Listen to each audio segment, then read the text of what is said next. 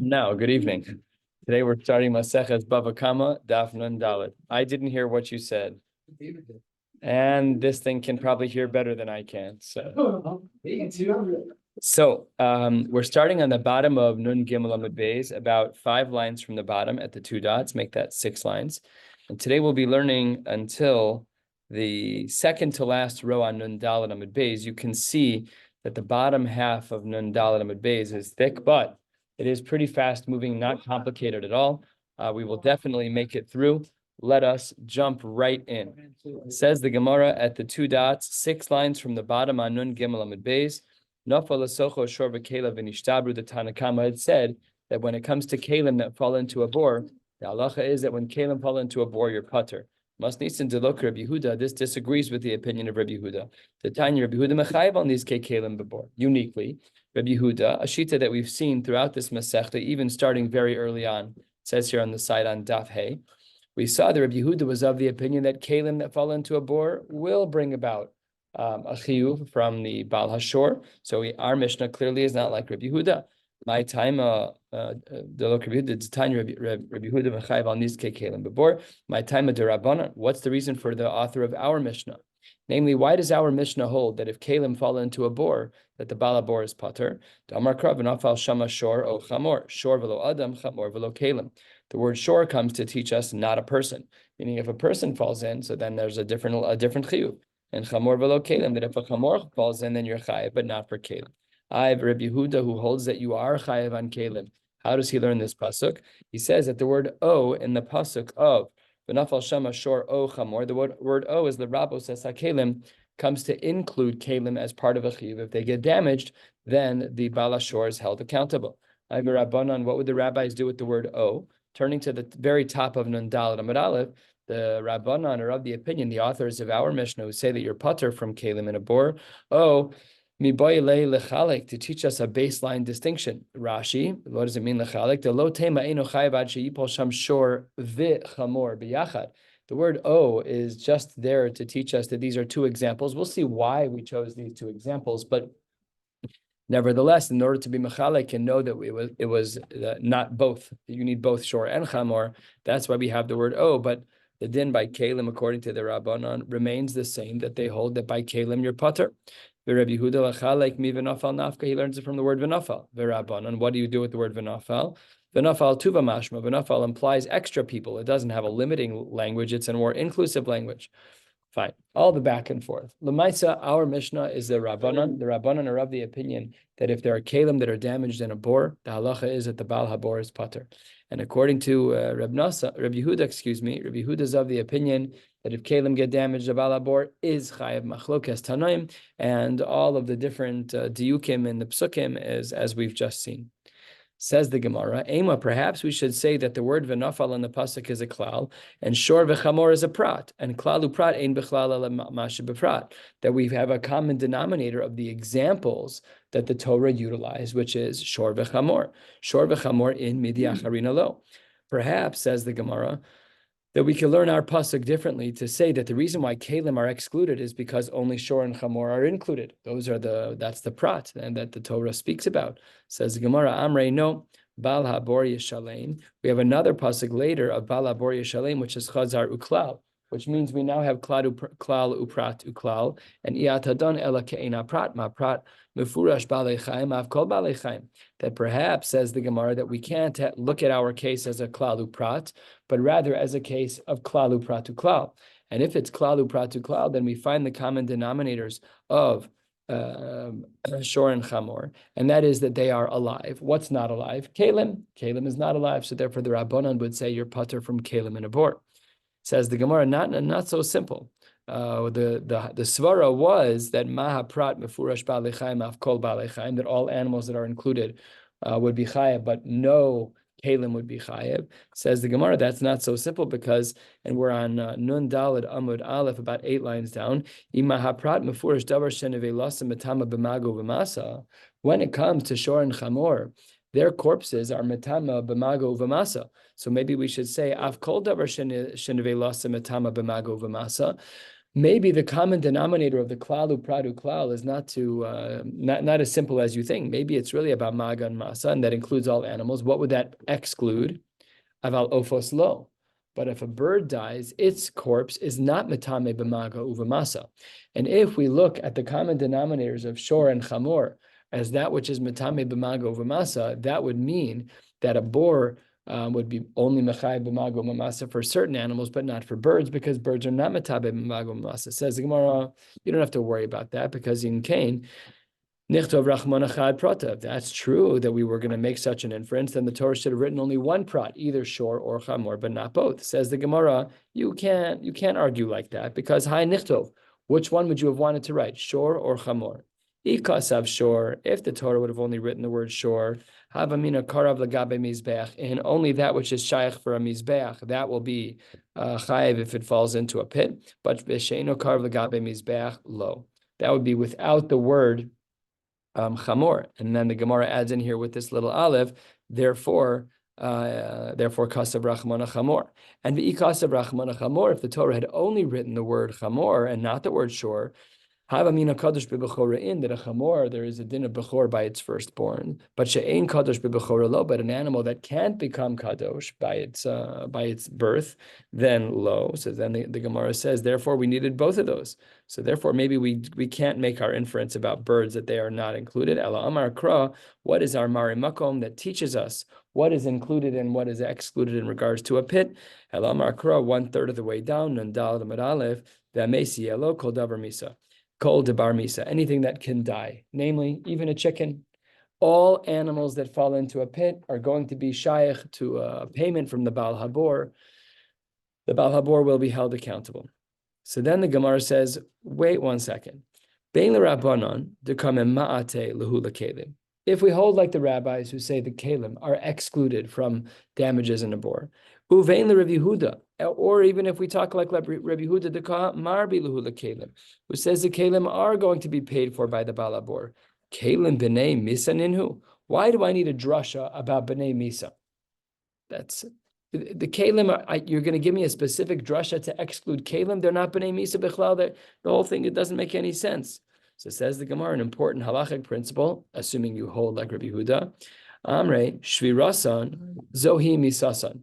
That when it comes to an animal, we view misa in a more biological sense. Its heart was beating, and now the heart is not beating. I'm making that up. I presume that's the threshold for death in halacha. Don't know.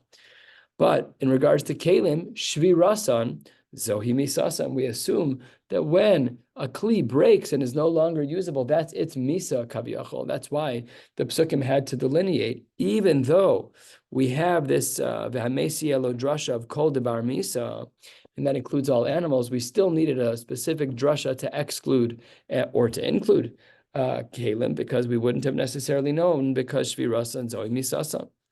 Says the Gemara, back to our sugya from the last couple of days. Well, the Rav Damar bor shechayv alav Torah lehevlo v'lo lechavato. According to the shita of Rab, who says that animals who fall into a pit only die because of hevel, because of the stench, the smell, the chemical smell.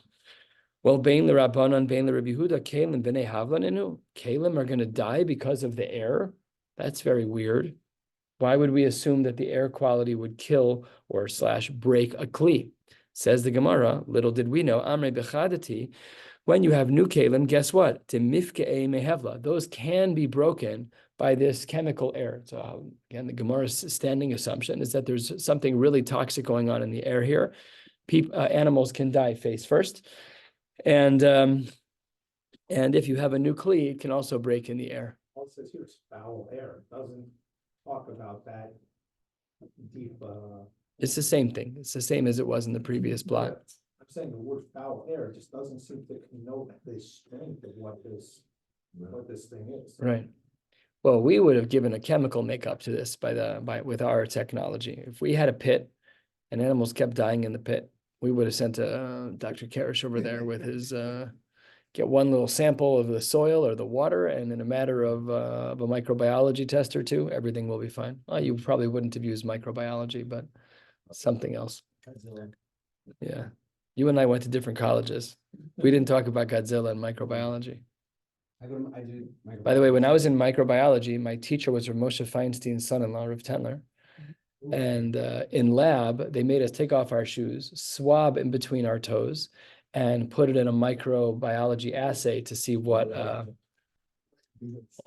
No, I never had a Jewish secular teacher. Yeah, I didn't take microbiology, just like regular. it was part of my major. I was a bio major, so I had to take a lot of biology. He was amazing. He said you should never take Tylenol when you have fever. He said your body's response is to raise. Yes, that's true. By the way, I did take Tylenol and I didn't have fever.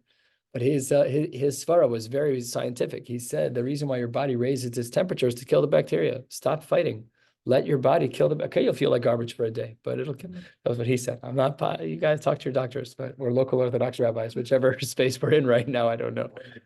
But that was what he said. That was what he said. It was what a fascinating class. It said so many interesting things. He was off the beaten path, Rav Tendler. It's fascinating. Okay, another time. So the Gemara says that yes, bechadati, we're halfway down on Nundal, bechadati de mifkoi mehevla, that air, this toxic air could break a kli. Says the Gemara, you said just now that we learned that from the pasuk of Hamesielo called the Bar Misa, that any animal that falls in, anything that can be killed, anything that can be alive is included in what the Baal Bor would be chayav for, but that's not so pasha because 2/3 of the way down, the Gemara says, Hai Hamesielo mi de Rava. That pasuk was used, as we saw the other day, for a case of psule mukdashin, for animals that were at one point fit for the Beis HaMikdash, and now they're no longer fit. Tamar Rava, shor psule hamukdashin shenafal abor pater. That if a shore that was initially fit for the mikdash and now it is no longer, the halacha is that if it falls into a pit and dies, the Baal Habor is pater on that animal because it has no value. Shneimar v'amesi yelo, b'misha ameshelo yotzazeh she'en ameshelo. The pasuk says v'amesi yelo. When do we say that the Baal Habor is going to be chayav for an animal that's dying? That's only true b'misha ameshelo when the corpse has value. But with psule mukdashin and there is no value of the corpse, that's why you're putter in the case of psulei mukdashin, because that's a case where ein hameis shelo. So what do we see from Rabbah? That the pasuk of hameis yelo is already being used. So how can you say that the pasuk of hameis yelo is teaching me who is going to be chayiv for which animal that dies in a bor? Ella. Seemingly the Gemara pivots yet again, and we're about 12 lines or so from the bottom. Ella Amar Kra, and with this, the Gemara concludes in Mari Mekomos. How we know that animals that fall into a bor, that the Baal Bor will be chayev. Elamar kra kesef yoshiv liv alav lerabos called the isle bailim. This applies to anyone who has bailim, and that seemingly is referring to animals. Says the Gemara, a lot of things have bailim that aren't animals. After all, ihachi afilu kalim v'adam nami. I can own a kli. My kli has me as a baal. I can own an eved. My Eved has me as a Baal. So if you're saying that it's based on Bailos, it shouldn't only be about animals. It should also be about Kalim and even Adam in certain cases. Amar Kra, Shor velo Adam, Chamor velo Kalim. That's how we properly understand the drasha of Shor velo Shor and Chamor. According to Rabbi Yehuda, who says we do hold of Kalim, so what does he do with this drasha of the word Chamor? Obviously, Rabbi Yehuda would still need to exclude a slave or a person who's killed in a pit. That's Pashut. But when it comes to Chamor, if Rabbi Yehuda is of the opinion that really Kalim are chayiv and the Baal Bor has to pay if a kli breaks in a pit, okay, that's nice, but what does he do with the word Chamor? And the Gemara, in a super uncharacteristic form, says the following idea. Ela Amar Rava Chamor, the word Chamor debor, the Rabbi Yehuda, and Veseh, in regards to the Aveda, the Divrei Kol Kasha. We do not know how to darshan these words according to these people. It doesn't mean we don't accept their opinions. It means we don't know how they got to their opinions. How did Rabbi Yehuda get to his opinion without attributing a different drasha to the word chamor? I understand, according to the Rabbanon, to our Mishnah from Nun Gimel, the Mishnah that we learned the other day, not Nun Gimel, Nun Beis. It's quite a ways back. I understand, according to the Rabbanon, where you're going to say you're pater from Kalim, that's based on chamor below Kalim. Rabbi Yehuda, what do you do with the word chamor? The Gemara says we don't know. I don't think we've ever seen this first time in Shas. So, yeah. It is later in Shas. It is in Bava Metzia. This is 2 cases. I don't know. Yeah. I don't think there's a long list. Yeah. Only 2 cases. Fascinating. I mean, it's like the Amarim just gave up. And Rava was a 4th century Amora. That means that it went through Rav's base medrash and Rav Yochanan. It went through Rav Yosef, Rav Kahana. Or that means we're in good company. I don't think we could put ourselves in Rava's company. That was a nice little. No, but, I mean, not understanding. When I think of the bracha of Allah Tzadikim, like Ve'aleinu, you put us in their group, I'm okay with that. That's when we belong in their group. In all other circumstances, where we were the Erev Rav in the back. We were the Erev Rav. Anyways, a fascinating Gemara. This is Omer Dorsheni. What do we do with this? Lamaisa, we have psukim that we don't understand in the Torah. That's very, very, very schwer. That's not simple. It's not simple. We understand, so according to the Rabbanim, as we ask him, we cannot understand them. Yeah, it's just very hard. Depths of Rabbi Yehuda. Yeah. So do the Rishonim like tackle that? I don't know. I didn't spend time on it. Rashi doesn't. Rashi just articulates the question. Okay. Says the Gemara at the next 2 dots, 5 lines from the bottom of Nun Daled Amud Aleph. We had said Nafal Asocho Shor Cheirashot V'Katan Chayiv. And yesterday I explained this Gemara according to the conclusion of the Gemara we're going to see today, that we were talking about an animal that was a Cheresh, or an animal that was a shota, or an animal that was a katan. But the Gemara actually goes through a process to get to that point. My shor cheresh shota v'katan. Ilema shor shel cheresh, shor shel shota, shor shel katan. What reflects the bailim and not the shor itself. The shor was normal, but the bailim was either a cheresh or a shota or a katan. Hashor shel pikeach pater. Does that imply that if the shor was that of a cheresh, that it would be pater? We said that you're going to be chayiv with any of these shvarim. If the bailam is a cherushot of a katan, does that imply your pater? If the bailam is a pikech, that makes no sense. That makes no sense. So Amar Rav Yochanan, no, shor shehu cheresh, shor shehu shote, or shor shehu katan. We are defining, these words define the animal, that the animal is either a cheresh or a shote or a katan. Very top line of Nun Daled Amud Beis, hashor. That implies that if the shvarim that are either a cheresh or a katan themselves are going to be chayiv, that implies hashor should be keach pater. That if the shor was a regular shor, then l'chora, says the Gemara, that you would then be chayiv, that you would then be pater, and that also doesn't make any sense. So to this, the Gemara says, don't worry. In this case, all is well and good. Amar Rav Yirmiyah lo mibaya ka'amar. This is teaching me 2 levels, the obvious and the less obvious. Lo mibaya shor shupi keach dechayiv. Obviously, a shor that's regular that falls in, it's going to die. Aval shor chereshot v'kata neima charshuso garmalo katnuso garmalo v'lipater kamash malon.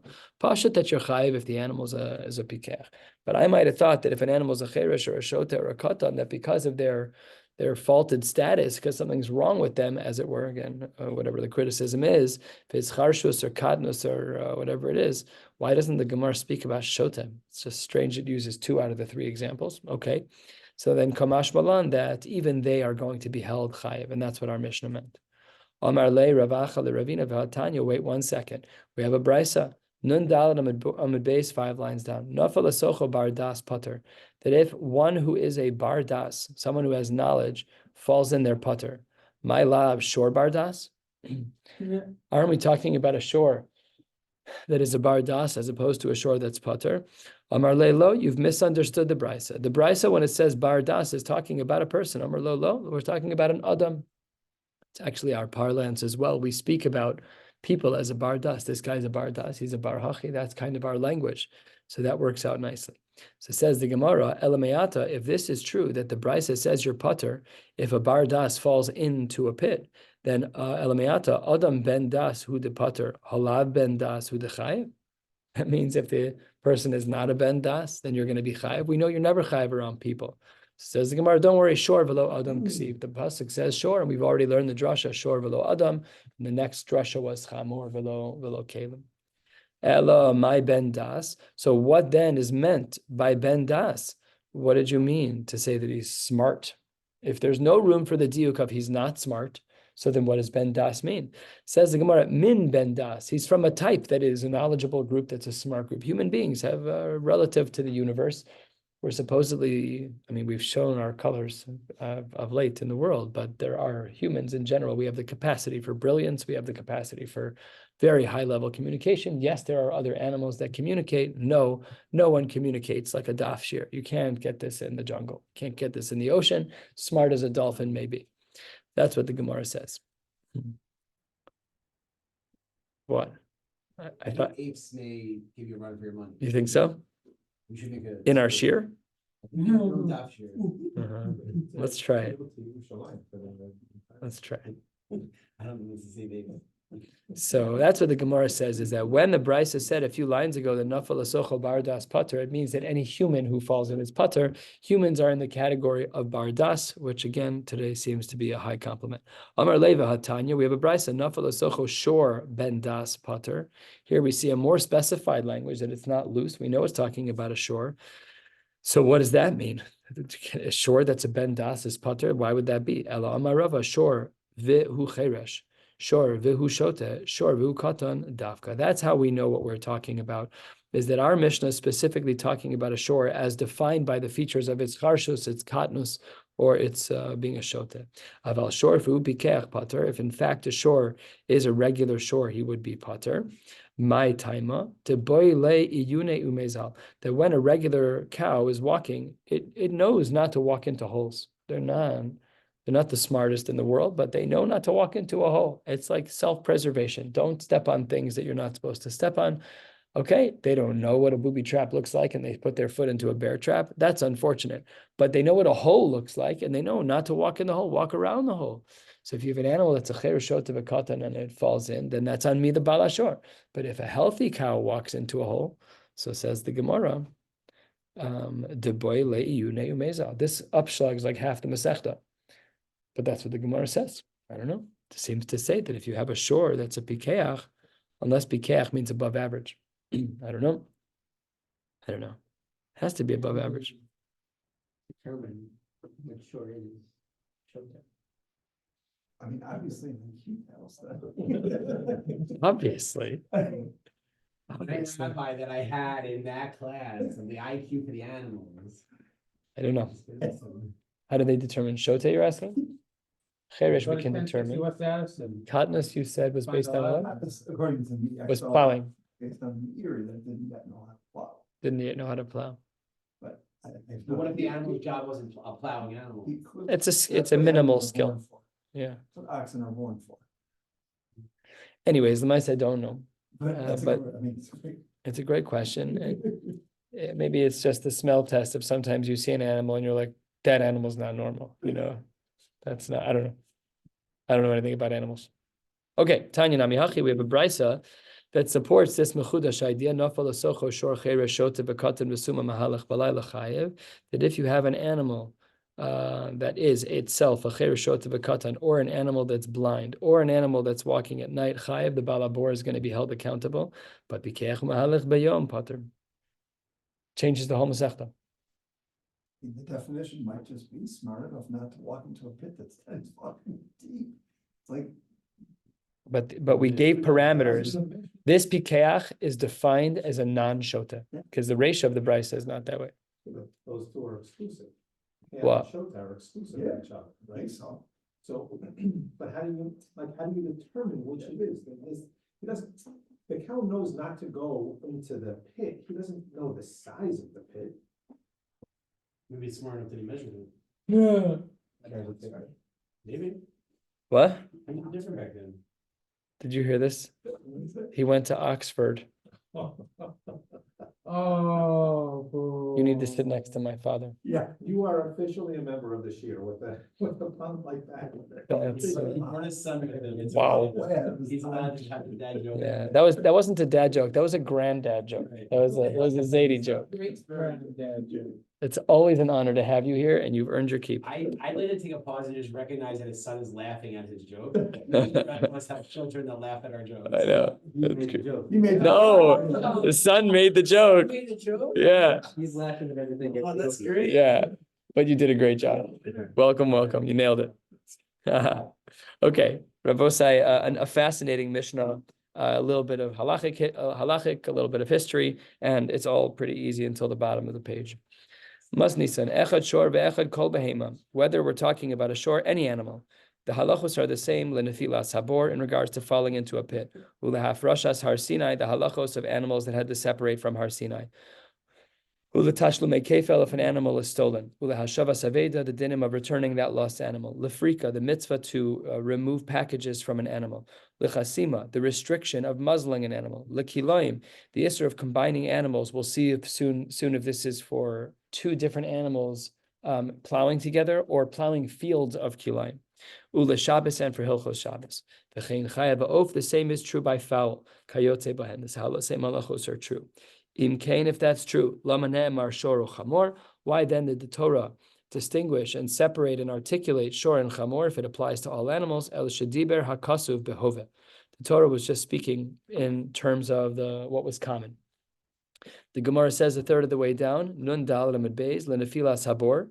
What are the halachos of falling into a bore? What's the drasha? Namely, how do we know that all animals are chayiv? We saw this at the conclusion on the bottom of Nun Daled Amud Aleph. Kesef yashiv liv alav ksiv called the isle bailim kida amran. Like we saw in Amud ago, that anything that has bailim has the dinim of a bore. Lehafrashas har Sinai, that animals had to separate from har Sinai so that they wouldn't die. Im behema im ish lo yichye v'chay b'chlal behema havya. And the word im is l'rabos es ha'ofos. That's im behema. Im ish, one of those words of im, is to teach us about birds. L'tashlume kefel, if I steal your cow, I have to pay kefel, kida amrinan. This word is incorrect, really. It says like we've already learned. It's not true, but it's like we are going to learn. What is that? What would have been the right word? Kiditanya lakaman, something like that. What's the kida amrinan of the future? But nevertheless, we didn't learn it yet. If you look on the side here, we're going to be learning it Lakam on Daf Samach Beis in another 7 or 8 blad. Anyways, what does it say over there? Al kol dvar pesha, kolal kol dvar pshia. This applies to all things with which you are poshea, and namely, you have to pay tashlumin if you steal an animal. Lefrika, the mitzvah to take away the packages off of an animal. Yaliv chamor mishabes. This is learned out from Gzera Shava.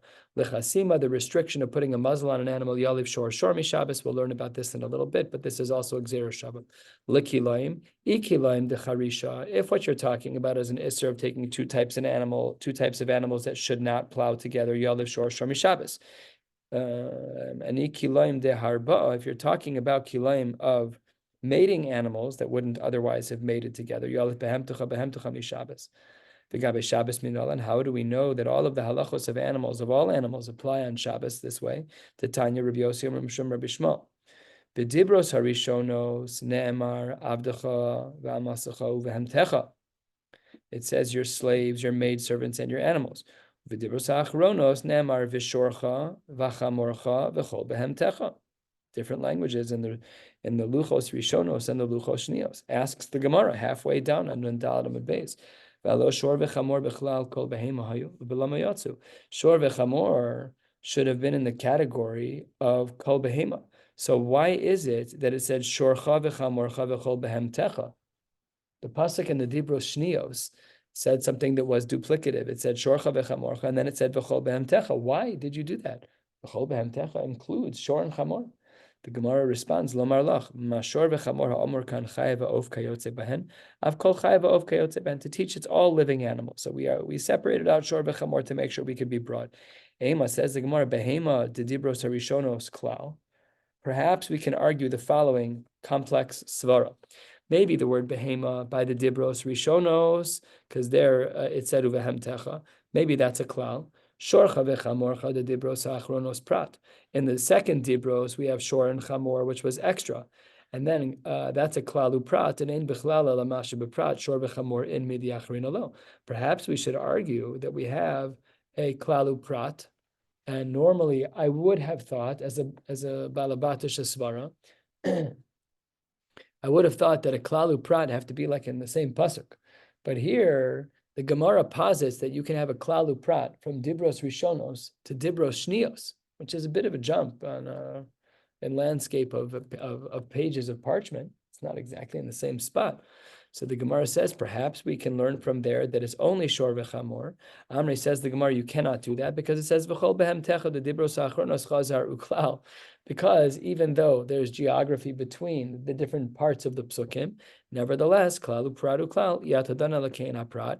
We have to look at the prat in the middle, which is shor v'chamor, and see what the common denominators are, and extrapolate from there and apply outwards.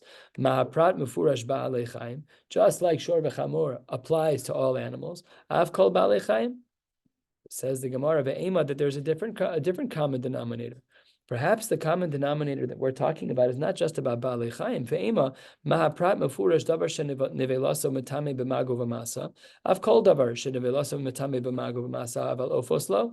Maybe we should learn that the restrictions that we saw in our Mishnah apply to all kinds of animals except for birds, because the common denominator of shor v'chamor is metame b'mago v'masa, and that doesn't apply by ophos. So perhaps we should exclude ophos.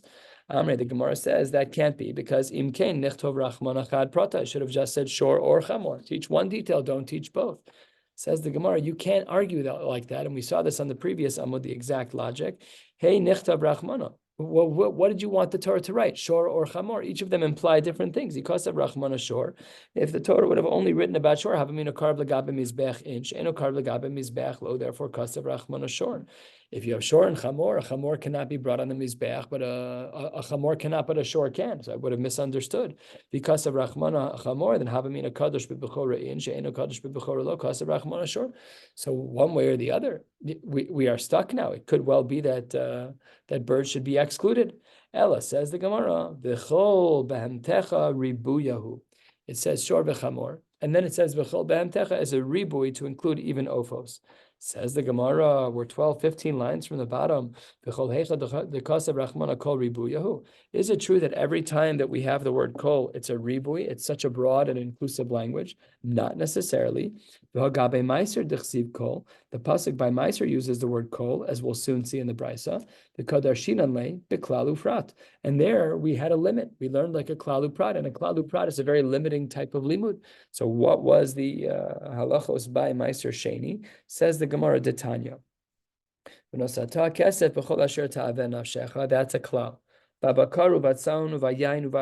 That's a prat. So let's start out with the broad stuff. We said you can use Meiser Sheni money for whatever you want. And then the Torah drills down and said, no, it's only for bakar, tzon, yain, and shechar. That's a prat. And then no, really, it's anything you want. That's back to another klal, chazaru klal. Maybe it's not kol. Maybe we are excluding something. Ma prat mefurash pri mi pri v'gidule karka. What's in that list? It's things that are pri mi pri. Yayin is a pri mi pri. Yayin doesn't grow as a liquid. We have to make it. It's a pri mi pri. We make something from grapes. Shechar is the same. So maybe we should say that what the prat had included was pri mi pri gidule karka. Av kol pri mi pri v'gidule karka, but not everything would be included. Says the Gemara, Amre, that in regards to Meiser Sheni, bichol klala. You're right. In our case, the word bichol is correct. It says v'nosata akesev bichol. That's true. But kol is a ribuya. When you just have the word kol next to something else, that is a massive, broad, inclusionary term, not bichol like we have by Meiser Sheni, where there are some limits involved. Ibayisema kol nami klalahu. Kol would also be an example of a klal in klalu pradu klal. Mihu hai kol dehacha ribuyahu. Kol in our case is a ribuya. Kol behemtecha, because midahavale lemichtavu behemtecha. It should have just said uvehemtecha k'dichsi b'dibros harishonos. Why over here b'dibros hashnios did it say v'chasa b'chol behemtecha shma mina ribuya? Over here, this word v'chol is in fact a ribuya. So says the Gemara, Hashta da Amris Kol Ribuyahu. Now that you're saying that the word kol really is that broad and inclusive language of the Chol Behemtech of the Dibros Hashnios, now that you're saying kol is Ribuyahu, then Behemtech of the Dibros Rishonos, Vishor Bechamor the Dibros Achronos Lamali. So then why do we need all of those extra words in the Dibros Rishonos and Shor Bechamor and the Achronos? The pasuk says Shor Bechamor B'chol Behemtecha. If the word V'chol by B'chol Behemtecha includes all animals, why do you then have to specify Shor and Chamor? Says the Gemara, Amre, shor, le'agmure, shor lechasima. This is so that the word is available for Gzeira Shava, what we would say mufne, like we've said elsewhere when we discuss Gzeros Shava. Here it's mufne in regards to chasima. Chasima, again, is the isser of muzzling an animal when it's allowed to graze. And why is there an extra word of chamor by the dibroshnios? La'agmure chamor lefrika, to remind us about prika, that when we have an animal that has packages on it and it's suffering, we have a mitzvah doraisa to remove that. And behemtecha, what's that for? La'agmure behemtecha lekilayim, to teach us about kilayim, that there is in fact an Isser Kilayim in regards to plowing. Ihachi, says the Gemara, afilu adam lissar. If that's true by behemtecha, then maybe we should also assume that a person cannot plow with an animal, because it has a broad language, behemtecha, anything that's living. I'm living, so can I walk with a cow and plow the ground? Can I walk with a chamor and plow the ground? Maybe that's kiloi behema if I do that. Says the Gemara, if that were to have been true, Allah matnan adam mutter im kulan lach rosh v'limshoch. I'm allowed to plow with any other animal. Put me in the yoke. I got it. I'm just as strong. Says the Gemara, Amar Rav Papa said, Papunoi yode taima. The man from Papuna knows what's going on. To Hamilsa. Umanu. Who was the man from Papunoi? Says the Gemara, Ravacha bar Yaakov, Amar Kran Laman Yanuach Avdecha ve'amascha kamocha. Says the Gemara, Lahanacha hi kashtiv. Animals and people are only compared in as much as one is obligated to rest on Shabbos, v'lo ledavar acher, but not for anything else. So yes, we're supposed to rest, and therefore animals are supposed to rest. You're right that various animals can't be doing kilayim together. That's true, but people and animals are not considered a ta'aroves of Isser. We'll stop right here. In Mirza Hashem, tomorrow night, we'll pick up 2 lines from the bottom on Dalet Amud Beis. Wishing you all a beautiful night.